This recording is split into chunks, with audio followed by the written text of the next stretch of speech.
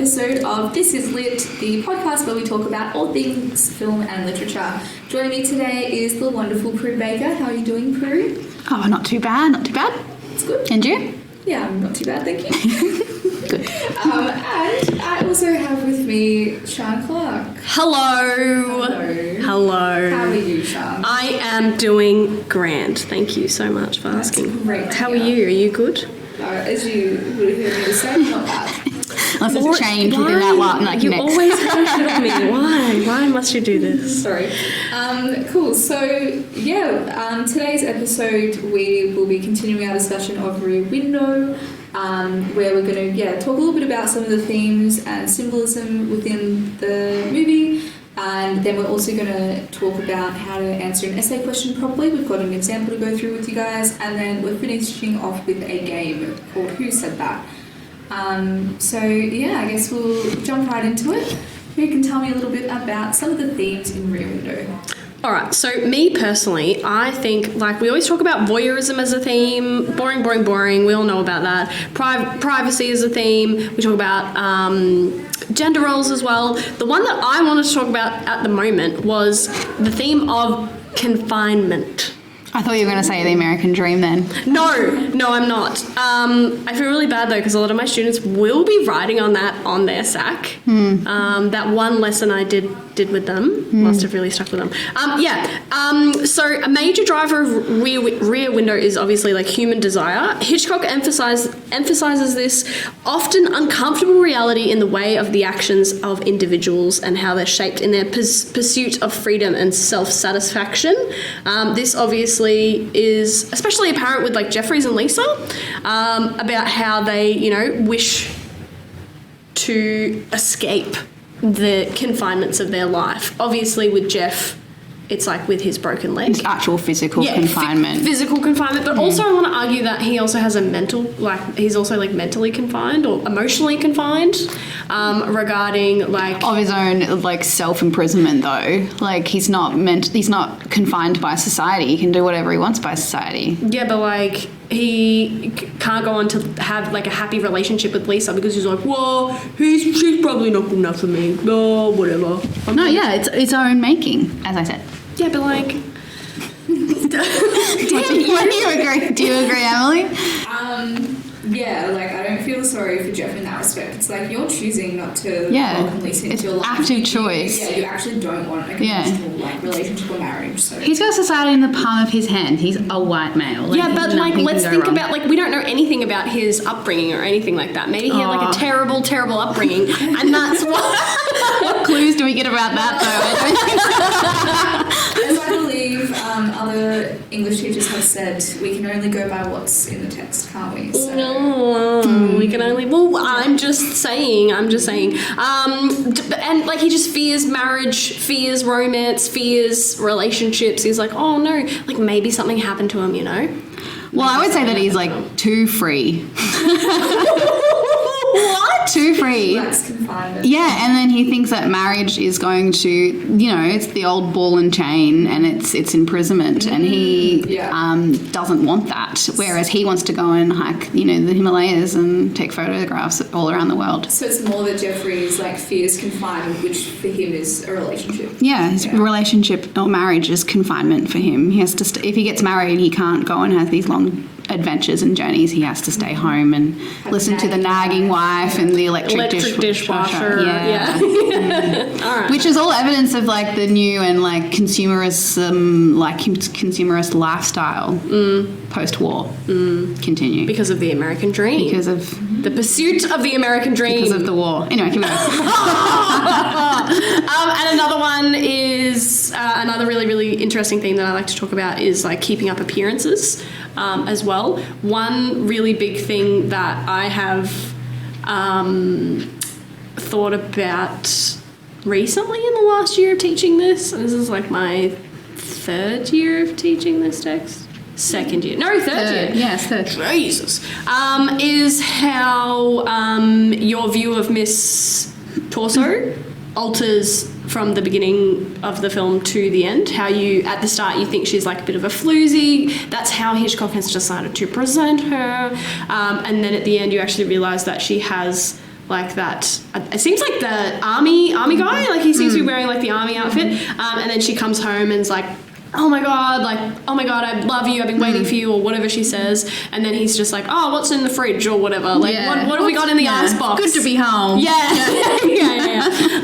So I was just like going to ask you guys, like, is there any other characters in the film that kind of Hitchcock uses filmic techniques to deceive, keeping up those appearances? So like that mistaken identity. Yeah. Well, I think at first it's similar as well to Lisa in that, at first she's presented as this glamorous woman, wealthy, like socialite kind of thing. Mm-hmm. And even with Jeff thinks that like in a way for that, stereotypically, she's too perfect for him because she's incredibly gorgeous and knows how to dress and is wealthy and everything is different to him. And is independent. Yeah, financially and socially.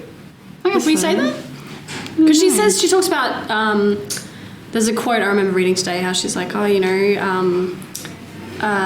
she's doing like juggling wolves or something. No, that's Miss Torso. Oh no, sorry, I lie. Does she? Oh no, it was like, does she truly love him? And then he was like, and then Jeff was like, I don't know. And then Lisa says, the inside of Miss Torso's apartment looks like the inside of my apartment. And so I took that as like suggesting that she holds like parties with lots of like glamorous people and glamorous. Yeah, no? I think I know. I'm totally wrong. I can't remember it off the top of my head. Yeah, I butchered. No, because it's like, she's like she doesn't love any of them. Yeah. Like, how do you know? And then that's when she's like my apartment. And then because Jeff always alludes to that Lisa probably lives a life like Miss Torso, like she has a pic of the drones, that kind of thing. And then she's like, well, it's like my apartment, isn't it? As in, like, you should know, like, you're saying that I live that life, like, you should know. But she actually more relates to Miss Lonely Hearts. Yep. Yeah. Glorious. Because Jeff isn't nice to her, so she's lonely. Yeah. Sorry for interrupting. With what? You were talking... Yeah. What is it? You were talking about how Lisa ultimately changes her appearance at the end. Well, we get this depth of character that I think we get with Miss Torso as well. Like, the perspective that we have of her that I guess Hitchcock has done on purpose, that we apply these, like, stereotypes, like these gender stereotypes onto these women, but they ultimately prove themselves different or prove themselves not to be so one-dimensional. Or could you argue that Lisa projects a false image to Jeffries? Well, like, I guess if you want to have it as a feminist take or anti-feminist, like that's like... But the feminist take is that she eventually, like, she proves her worth and she proves her power, but retains her identity, her feminine kind of ways and power, but is like... She's still and she's more powerful over Jeff in the end. Is she though? But then the anti-feminist thing is that she's doing it all for Jeff's attention. Yeah, it's interesting. I kind of like how you can look at it either way and kind of decide for yourself. Yeah, that's like there was one reading in particular that it kind of changed my mind, and I was like on the Lisa train then, and I'm like, yeah, she's like doing all this kind of cool stuff and showing her power, her feminine power, and like, whereas all this other feminine stuff it's really looked down upon, like Doyle not taking seriously. Oh yeah. Jeff's super condescending about the fact that she's in a fashion like industry, and he's like, oh, like it's all social, and it's like that kind of stuff is really looked down upon because even though she's so successful. It's still like a kind of stereotypical feminine industry. Yeah, fashion. And so then, therefore, like, not good enough. Yeah. One last quick one is the theme of, like, community or, like, social isolation. I love that. Yeah. That's like my favourite essay kind of prompt to talk about in terms of, those themes. Yeah, I love it. Does Hitchcock present this in a positive, like the theme of community or, like, urban society, do you reckon he presents it in a positive or a negative light? May I? Oh, yes. Oh, sorry. I was going to say, I'd probably say negative. Like, he Yep. shows, like, you know, the fact that just because you're living with people in close proximity doesn't necessarily mean that, like, means you're part of a community. Like, I'm not explaining it very well. No, that's okay. Like, it's the irony of them living so close together physically. Literally all in the same building, but then they don't even know what's going on next door. And it's not until Jeff, you know, literally can't do anything else but, like, stare out his window that he's like, oh, yeah, like, look at all these people in my courtyard that I know nothing about. Like, and that they don't interact with each other either. I think it's a really interesting thing. One thing that I remember reading like ages ago was that Hitchcock actually, you could like think about this another way, and you could think that like he presents this in a positive light because he's presenting such a wide scope of American society living side by side with each other. Is it wide scope? Yeah. How? Because you've got... What, different interests? Yeah, different... Well, they're all the same kind of people. Are they? Aren't they? Well, they all have different interests. I mean, I feel like they're all still the same socioeconomic. Yeah. They're all white. Yeah? Yeah, Grace came to mind for me. I was like, they're all just like white, like roughly the same age. Or I guess it's they're not. Newlyweds, dog lovers. Miss Lonely Hearts is considered to be like, it's inferred that she's probably quite like not old, but like middle aged. Stella's, I know she doesn't live there, but like she's middle aged. Lisa's young, beautiful. Lisa doesn't live there though. Lisa's from a different world. True. Miss Torso's young, beautiful. I don't know, I feel like there's lots of... Oh, you guys suck. Sorry. Oh, I've taught this the longest. I'm not even teaching it right now. Okay, cool. Just on this, I remember one of the things I really like about the whole theme of like social isolation and community is that the one thing that weaves all the lives together is the soundtrack. So it's the music that comes in and out of their apartments and the noises and stuff, which is like the only thing that kind of like brings their lives together. Yeah, and even saves Miss Lonely Hearts. Yeah. And then at the end she's like, you don't know what this music has meant to me. Yeah. Which is sweet. Yeah. Just cute. Yeah. Cool. Well, I guess we'll move right along to some of the symbols within the film. So, Prue Baker, what have you got? All right, off the top of my head, some of the symbols that I'm trying to instill in my students would be the... Are they taking this on board? Only they know that. It's in God's hands now. I love it. So one is the wedding ring. Oh, yes. What's that symbolic of? I wonder, yeah. It's so hidden, yeah. It's really complex. You wouldn't understand it. Who are you? It makes me like I'm fine. When two people really love each other. So symbolic of marriage. And that it's also, I think it ties in, so it's twofold in a way. So it kind of explains it's a symbol of like the value that society has towards marriage, in the fact that Lisa, she's like so adamant that Mrs. Thorwald would never leave her apartment without her wedding ring. Yes, yeah. Was that their first major clue? Yeah, but the thing, I don't know where I read this. It was like Lisa's like the two with the jewelry and the handbag and stuff, but that's all kind of like really girly things, and so the men didn't really take it seriously. But it was like that feminine intuition, or that that stereotypical kind of feminine or item, I guess, interest is actually what like started the ball rolling. Is actually what kind of brought Mr. Thorwald to justice. So without like Lisa's like feminine interests or her intuition, they wouldn't have been able to prove that. Yeah. Because Lisa went and got the wedding ring, and that was the actual thing that the catalyst, if you will. Yes. Yeah. Thank you so much. Thank you. And Lisa, then when she gets it in the apartment, she puts it on her ring finger. Yeah. And like kind of like mimes to George. Wow. To George. What text I've been reading that's got George? Of Mice and Men. Jeff. That's a crossover. Yeah. She mimes to Jeff that she's got the wedding ring, but she's also, I think it's quite symbolic that she's put it on the actual finger where you put your wedding ring on. Yeah. And it's kind of like, yep, I'm here, like, marry me. Marry me, please. Yeah. Do it now. Yeah. A motif that I really like to talk about is like the heat or the temperature of the film as well. I remember the first time I watched the movie, I did not pick up on that, but then the second time, I was like, oh yeah, cool. So like when the tension rises in the film.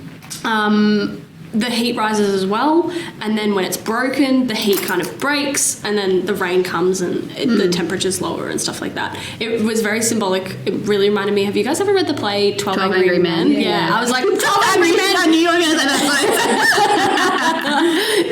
Yeah, because when the jurors come to it gets hotter and hotter and hotter, and they get like really uncomfortable. Yeah, and then some storm or something comes, and then everyone stabs the table with a knife. Yeah, such a good play. Yeah, it's good. Anyway. Yeah. Well, we used to study it in year 11, and then we took it away and I replaced it with Inheritance, which is also equally a good play. Yeah, it's very good. Yes. Anyway, so that motif, and the broken leg. Yeah. What is that? Anyway. What the theme that you just talked about? One of your faves. Yeah. What is it? Confinement. Yeah. Oh, yeah. Good job, mate.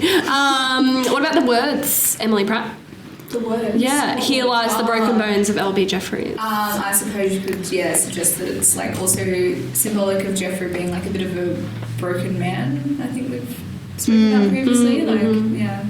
Yeah, like part of him is dead. Yeah, or like it's a lot of like Hitchcock's The Rear Window is described as like macabre humor. So I don't know whether that like is part of it. Yeah, and like Jeffries is. Yeah, I think like that.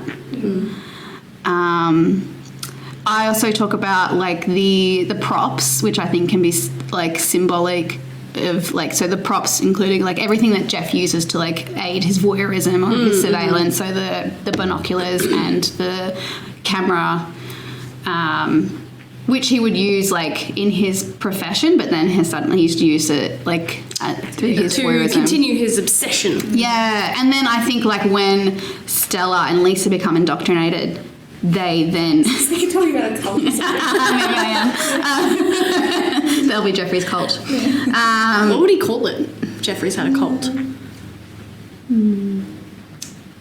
Peeping Toms? Peeping Toms. Yeah. But as a satirical kind of... Yeah. He'd be doing it to poke fun at Stella. Yeah. And then he'd would like make that. Stella like some kind of important... I'm not going to say it. Okay. It's fine.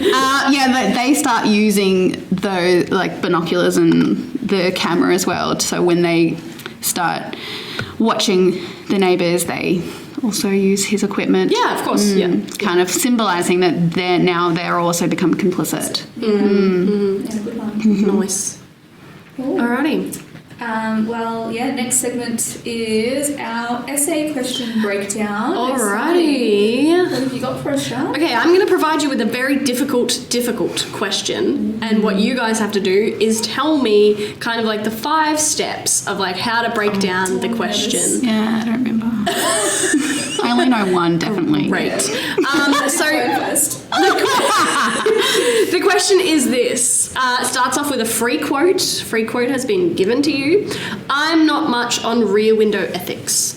The question follows. The sanctity of domestic privacy supersedes the importance of public responsibility. I need a dictionary. Repeat that. To what extent do you agree? The sanctity of domestic privacy supersedes the importance of public responsibility. So if you it's all saw about this that, like question it's for the written- greater good. It's like the greater good, public policy. Privacy is more important than like individuals' safety. Yeah, and so turning privacy. the question so it's easier for you to answer. What did you do in your mind as you talk through that? I probably use all those like really seemingly complicated words. Yeah, sanctity, domestic privacy supersedes public responsibility. Yeah, I made them into words that like I found synonyms, words that like I always like. Yeah, and would your be dictionary very- in front of you. Yeah, my dictionary. Yeah, that you brought to your SAC or exam. Yeah, I use that. Yeah, great. And then you turned it into an easier question. And so Yeah, I step asked one, step myself. two. I maybe paraphrased. Using some of those words, and I asked like follow-up questions. Yep. And Yeah. then what's the next thing we do? You reckon? Well, next do we have to kind of think about what our contention is? Yeah. Whether we do agree fully, to an extent, yeah. Yeah. disagree fully, So or do you guys agree to some extent, just to kind of play it easy, or do you want to agree to the full extent? I always like Some. doing to some extent. Yeah. Yeah, I think I don't know where I read it, but it was like it's probably good to have a paragraph that's like kind Different. of almost disagrees. Mm-hmm. Yeah, to present a different interpretation or opinion. Yeah, I told that to one of my students today actually, because he was like, "Oh, I didn't know that we could have like two Yeah. agree and one disagree." I'm like, "No, have one disagree because then it makes It shows it an more all-rounder. like more comprehensive." Yeah. Too, that even it helps because then it's like it gives you more to talk about. It does. It's like Yeah. it's more broad, like a bigger scope. Yeah, because you're you. not going to reuse the same examples and stuff like that. Yeah. Yeah. All right, Yeah. so you've developed your contention. Tick, tick, tick. Step 4. Work out what our 3 body paragraphs would be based Yep. around and start to have a bit of a plan in place for what evidence you're going to talk about in each one. Perfect. For the interest of this, do you guys have an idea, like what evidence you would use for like one of your paragraphs for this question? The sanctity of domestic privacy supersedes the importance of public responsibility.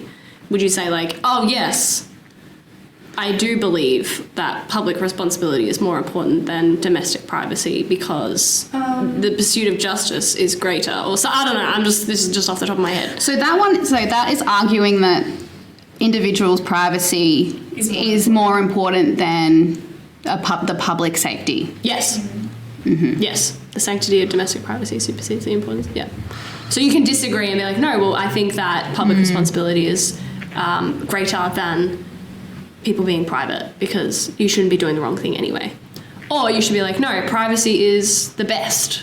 And we should all, I don't know, we should all adhere to, people's personal wishes because they deserve to live a full and private life. I don't know. I think, I definitely have, one paragraph agreeing that you do deserve some privacy. I think there's a quote that comes to mind about Doyle's. how it's a Secret private world. Because it's kind of like, hey, I wouldn't love it if I knew that, my neighbours were staring at me through binoculars without my knowledge. Yeah. It's a bit, there's a bit of a line, I think, which Jeffrey's crossed during his investigation. Yeah. But then, I guess I would probably then also go on to have a paragraph about how, probably is necessary at times, when there's suspicion. Yeah. Perhaps. Yeah. Maybe that's one of the ideas. That Yeah. if you've got suspicion, then it kind of makes it okay. Yeah, well, because that's McCarthyism. Yeah, but yeah. Like it can be justified. Yeah. I haven't No, that's out well, but yeah. No, that's fine. I've honestly, all 2 of you that are listening out there, including our listener Irish in Ireland, I've thrown this at them because I'm the worst. Cool. That's it. Maybe I'll talk about something about the devastating consequences of that's what my students talked about a lot too, like the consequences of invading people's privacy. Yeah. Because Hitchcock, you can argue that Hitchcock presents voyeurism in a negative light because ultimately he punishes Jeffries, and he also to some extent punishes Lisa because at the end of the film she gets arrested, she gets manhandled by I think Thorwald as well, and also at the end of the film you can also argue probably that she doesn't quite get what she wants yet. She's having to, and this is that whole compromise and change her lifestyle, etc. She doesn't quite get that. So you can say, pardon me, that Hitchcock has punished those who have partaken in voyeurism. Especially in an immoral way. Yes. The fact that Jeffries was going to break the law and all the house rules. And how Lisa just broke into Thorwald's apartment. Yeah. But I would also like to say that I would have a paragraph potentially about how they get away with it. Free and easy. She gets she gets out of jail. What did Stella say something about even if the police will see her and they'll contribute to a bail? Yeah. As in she can get away, she's beautiful and she can get away with it. It seemed to me that Hitchcock was very aware of what's the word? you know, like white, upper class, like, oh, they'll get away with anything. Privilege, thank you. Yeah. Mm-hmm. Yeah. Yeah, I really like this question. Yeah. How would you weave in the quote? That's what I'm trying to also instill in my students. Because didn't old mate examiner say that seemingly the students didn't really understand what the quote meant, and then they didn't use it. So they didn't talk about the ideas behind the quote. I'm not much on Rear Window ethics, so I would weave that in if I had a paragraph. I hate being put on the spot.